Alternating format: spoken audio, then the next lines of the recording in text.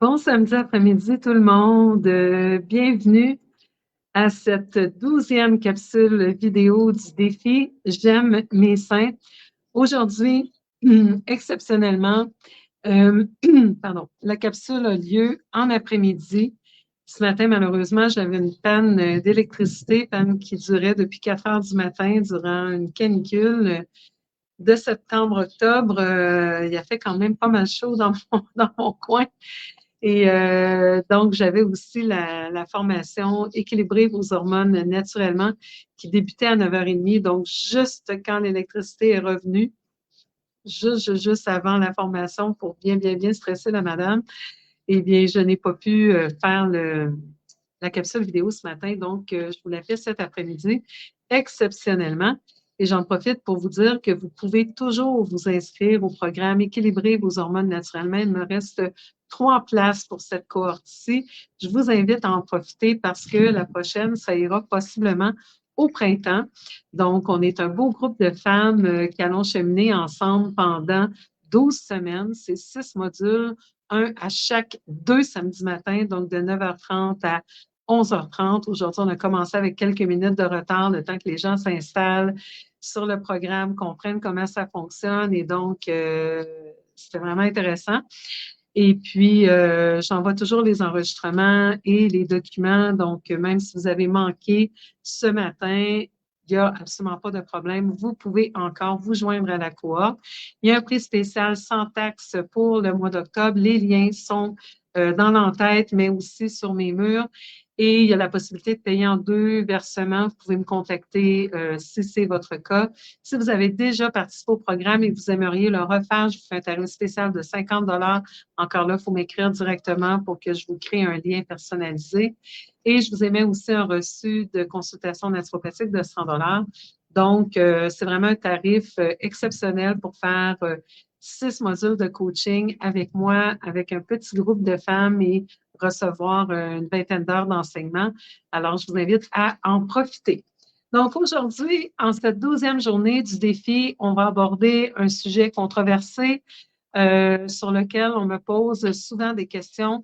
C'est l'aspect du soya dans l'alimentation. Donc, très souvent, les femmes qui ont eu un diagnostic de cancer du sein ou qui se pensent à risque d'un cancer du sein vont éviter tout ce qui contient du soya. Et ça fait au moins 20 ans que je m'évertue à expliquer les bienfaits du soya et qu'il y a eu une mauvaise interprétation dès le début dont il était question des phytoestrogènes, donc de ces hormones de plantes, issues des plantes, de ces molécules qu'on appelle les phytoestrogènes. Dans le cas du soya, c'est plus spécifiquement des isoflavones et que donc ces molécules ont un effet protecteur sur nous, les femmes.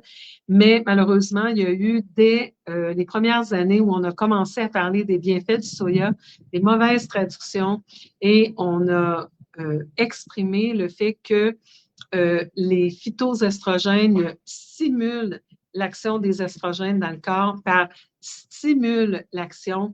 Et donc, comme les phytoestrogènes et particulièrement les isoflavones de soya dont il est question aujourd'hui, ont cette capacité à se fixer au niveau des récepteurs estrogéniques, eh bien, les femmes qui sont porteuses des gènes BRCA1, CA2 évitent en général le soya, mais on doit comprendre que les isoflavones de soya ont un effet protecteur sur les risques de cancer hormonodépendant en général, mais puisqu'il est question ici de cancer du sein, c'est de celui-là dont on va parler.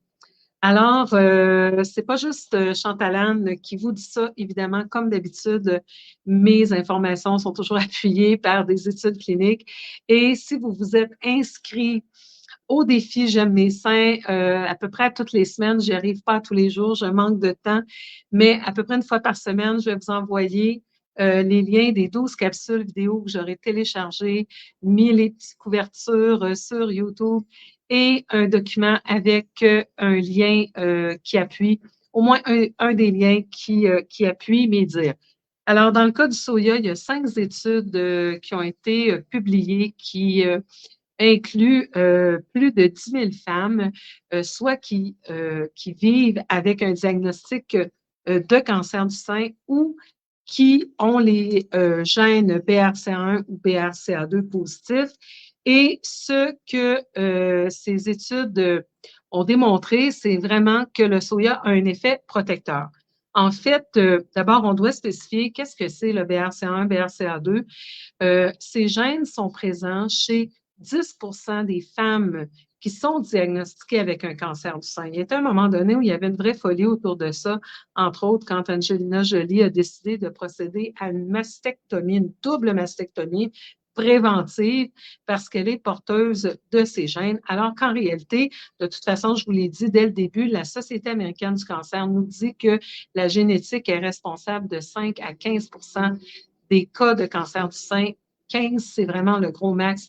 Et donc, ce qu'on voit ici, c'est que dans toutes les femmes diagnostiquées d'un cancer du sein, il y en a 10 qui sont porteuses des gènes BRCA1 et BRCA2.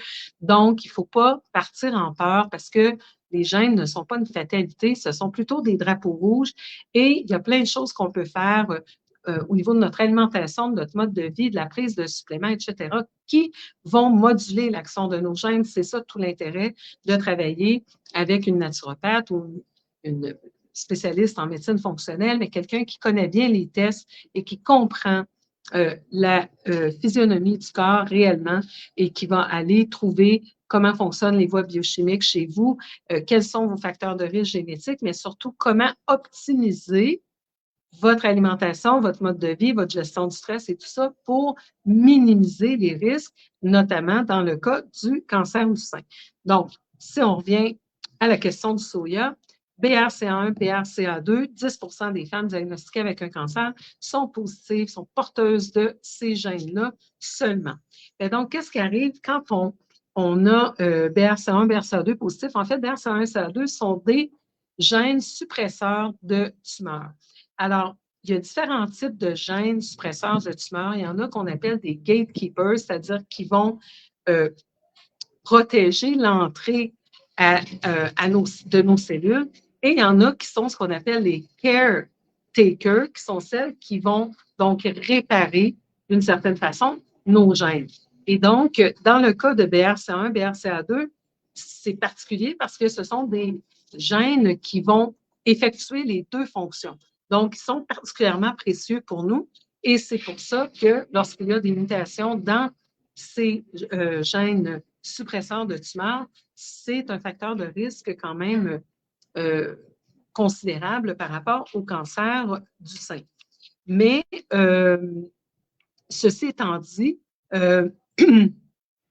ça reste quand même une minorité parce que même chez les femmes qui possèdent ces gènes, ce ne sont pas toutes les femmes qui vont développer des cancers. Alors, qu'est-ce qu'on voit? C'est que lorsque on a des mutations génétiques, donc sur ces gènes qui ne font plus leur fonction correctement, lorsqu'on consomme du soya, on augmente par 1000 l'activité de ces gènes suppresseurs de tumeurs qui, dans le cas des femmes qui sont à risque, ces gènes sont supprimés, mais lorsqu'elles consomment du soya, on augmente par 1000 l'activité des gènes.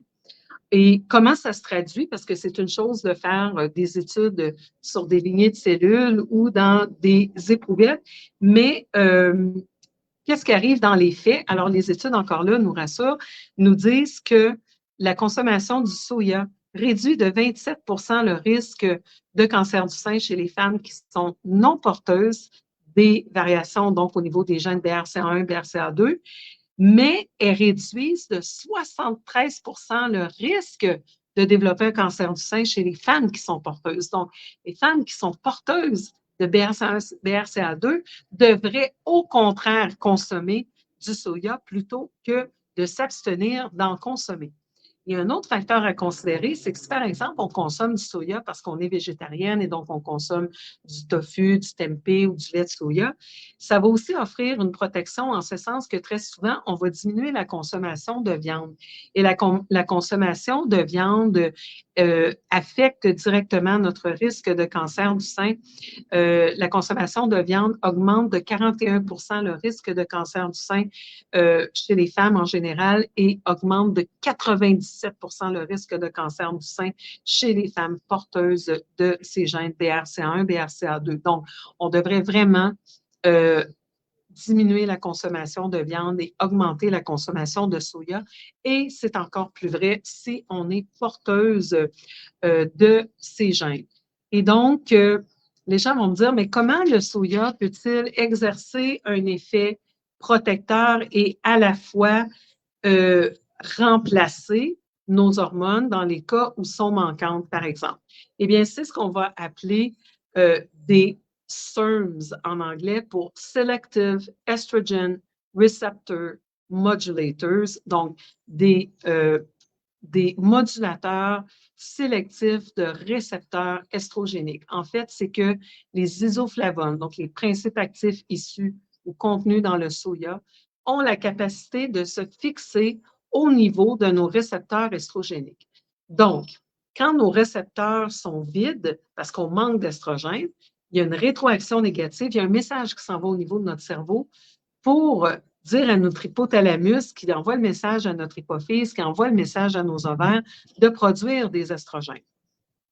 Alors, quand on comble maintenant le récepteur estrogénique avec un isoflavone de soya, un phytoestrogène, qui ressemble tellement aux estrogènes qu'il arrive à s'insérer dans notre récepteur, eh bien, le message, la rétroaction négative qui va alerter notre cerveau qu'on manque d'hormones peut se calmer parce que le récepteur est maintenant occupé par un isoflavone de soya. Donc, ça va calmer les bouffées de chaleur, mais en même temps, ça va offrir un effet protecteur parce que lorsque nos propres estrogènes, ou encore pire, les estrogènes qui proviennent de l'environnement, par exemple ceux qui sont administrés aux animaux, ou encore des substances qu'on va appeler des perturbateurs endocriniens ou des xénostrogènes, comme par exemple ceux qui proviennent des pesticides ou des matières plastiques ou du glyphosate. Eh bien, ces substances vont s'insérer, un peu comme le fait le soya, les isoflavones de soya ou d'autres phytoestrogènes au niveau des récepteurs, mais ils ne vont pas se contenter d'occuper le récepteur, ils vont aussi aller activer le gène ou interférer avec l'intégrité de notre génome. Et donc, à ce moment-là, ça peut générer une prolifération cellulaire de cellules anormales et causer des cancers. Donc, ces substances xénostrogènes ont un effet délétère, un effet dangereux pour le cancer, mais le soya va offrir un effet protecteur. En médecine conventionnelle, on essaie d'inventer des molécules comme par exemple le tamoxifène qui vont aussi se fixer au niveau de nos récepteurs pour mimiquer l'action des estrogènes. Mais ces molécules ont des effets secondaires très importants, par exemple au niveau des maladies cardiovasculaires. Alors qu'on peut exercer cet effet protecteur en utilisant tout simplement le soya, les isoflavones de soya qui vont aller se fixer au niveau de nos récepteurs. Alors, dans le cas où on manque d'estrogène, le fait d'utiliser les isoflavones de soya, soit d'un point de vue alimentaire ou par supplément, ça va combler le récepteur et calmer la bouffée de chaleur. Et dans le cas où on veut exercer un effet protecteur contre nos propres estrogènes ou ceux en provenance de l'environnement, le fait d'avoir des isoflavones de soya ou d'autres phytoestrogènes dans le récepteur, ça va offrir un effet protecteur. L'autre chose qu'on doit savoir, c'est qu'il existe deux types de récepteurs estrogéniques. Les réguliers qu'on appelle les alpha, mais on en a découvert un deuxième type qu'on appelle les bêta. Alors, les alpha et les bêta ne sont pas distribués également dans notre organisme. Et il y a, par exemple, des effets secondaires importants qui peuvent survenir quand on prend des estrogènes synthétiques, le primarin, par exemple, les fameuses hormones issues de l'urine de jument que nos mères consommaient et que certaines femmes consomment encore. Ces estrogènes ont une affinité pour les récepteurs alpha qu'on trouve, entre autres, dans notre foie et peuvent causer des effets secondaires importants au niveau de créer une hypercoagulation et donc des maladies cardiovasculaires. Alors que les isoflavones issus du soya, eux, ont une affinité pour les récepteurs bêta, donc ils ne vont pas créer d'effets secondaires au niveau de notre foie. Et en plus de ça, Ils vont aussi offrir un effet protecteur au niveau de notre utérus parce que les récepteurs dans l'utérus sont des récepteurs qui ne vont pas réagir aux isoflavones de soya. Donc, on va avoir un effet protecteur qui va nous protéger contre les autres types d'estrogènes et qui vont réduire notre risque de cancer. Donc, au niveau de l'utérus, on a une réduction du risque de cancer utérin lorsqu'on consomme des produits issus du soya de 30 et au niveau du cancer des ovaires, une diminution du risque de 50 Donc, c'est quand même extrêmement intéressant parce que les isoflavones de soya vont nous protéger contre le cancer du sein, mais aussi contre les risques de cancer de l'ovaire et de l'utérus. Maintenant, il y a une chose qu'on doit savoir également par rapport au soya, c'est que il y a une grande différence entre le soya biologique et le soya non biologique. D'abord, le soya modifié génétiquement, c'est pas tant le problème parce que le soya modifié génétiquement est surtout utilisé pour nourrir le bétail, pour nourrir le poulet et pas tant pour la consommation humaine. En général, on réserve le soya traditionnel, l'alimentation humaine et le soya modifié génétiquement pour le bétail. Donc, les gens vont me dire, ah, c'est très important d'avoir du soya bio. Oui, c'est vrai que c'est important, mais c'est surtout à cause de la présence de glyphosate. Le glyphosate, vous savez, ce qu'on appelle le Roundup, c'est le produit de Monsanto qui s'appelle maintenant Bayer pour se soustraire aux poursuites collectives engendrées par de nombreux groupes. Eh bien, cette substance est réellement un poison et donc, on a établi d'un point de vue scientifique le taux maximum acceptable en partie par million. Mais le problème, c'est qu'il y a un effet cumulatif au fil du temps. Ça s'accumule dans les tissus adipeux, ça s'accumule justement au niveau de nos récepteurs hormonaux dans notre corps. Et il y a des effets entre différentes substances nocives comme certains pesticides, certains métaux lourds, certaines matières plastiques, etc. Donc, quand on fait une étude, typiquement, on la fait sur le court terme. Souvent, ce genre d'études-là sont réalisées chez des hommes de 150 livres n'ayant aucun problème de santé et n'ont aucune relevance par rapport aux femmes qui peuvent avoir des variations génétiques, etc., etc. Donc, on a établi le seuil toxique du glyphosate par partie par million. Au niveau du corps, quand on fait des recherches régulièrement, on va trouver des parties par milliard. Donc, il y en a moins techniquement que le seuil de tolérance qui a été établi par les scientifiques. Cependant, ce que nous démontrent les études cliniques, c'est que même à des parties par trillion, donc d'infimes quantités, le glyphosate a le potentiel de perturber nos récepteurs endocriniens et donc d'augmenter notre risque de cancer hormonaux dépendants. Alors, il faut absolument, absolument éviter, si on est à risque particulièrement de cancer du sein, tout ce qui peut contenir de près ou de loin du glyphosate ou du Roundup. Alors oui, le soya biologique pour qu'il ne soit pas aspergé à ce moment-là de Roundup et non pas juste à cause de l'impact des aliments transgéniques. C'est toujours mieux aussi d'aller vers des sources de soya fermentées, des sources traditionnelles comme le miso, comme le tempeh, mais même le lait de soya, même le tofu peuvent être intéressants s'ils sont biologiques et on parle d'environ 2 portions par jour. On sait que déjà à 1 portion par jour, on a un effet protecteur, mais on peut aller à 2 portions. Et l'idéal, c'est de varier nos sources d'apport en soya et donc pour aller chercher des quantités intéressantes des principes actifs du soya qu'on appelle les isoflavones de soya. Alors, on a parlé des sources, on a parlé des quantités. Je pense qu'on fait le tour de la question du soya pour cette 12e capsule du défi J'aime mes seins. Alors, demain, on en aura une, peut-être 2 si j'ai le temps. Je vais faire ça assez tôt. C'est quand même toute une discipline de préparer de l'information comme ça et de la livrer à tous les jours.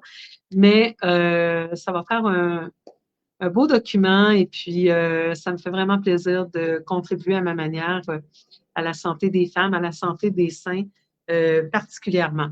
Donc, consommez votre soya, réduisez l'apport en viande et surtout, allez fouiller correctement l'information, ne pas se fier à ce que dit un et l'autre, par exemple en matière de soya, parce qu'on se prive d'isoflavones, on se prive de substances intéressantes qui peuvent réduire notre risque de cancer et pendant ce temps-là, on mange peut-être plus de viande qui elle augmente notre risque de cancer, particulièrement de cancer du sein. Alors, merci tout le monde d'avoir été là. S'il vous plaît, partagez en grand nombre. Inscrivez-vous au défi, c'est gratuit. Si vous avez manqué le premier module d'équilibrer vos hormones naturellement, c'est toujours le temps de vous inscrire. On va se retrouver dans 2 semaines à 9h30 le samedi matin. On va continuer de cheminer ensemble jusqu'à la fin de l'année 2023. 2024, on va commencer avec un défi détox, avec des cours de nutrition. Ça va être vraiment l'année pour récupérer et conserver notre santé optimale. Alors, une bonne fin de week-end tout le monde. On se retrouve demain matin. Ciao, ciao.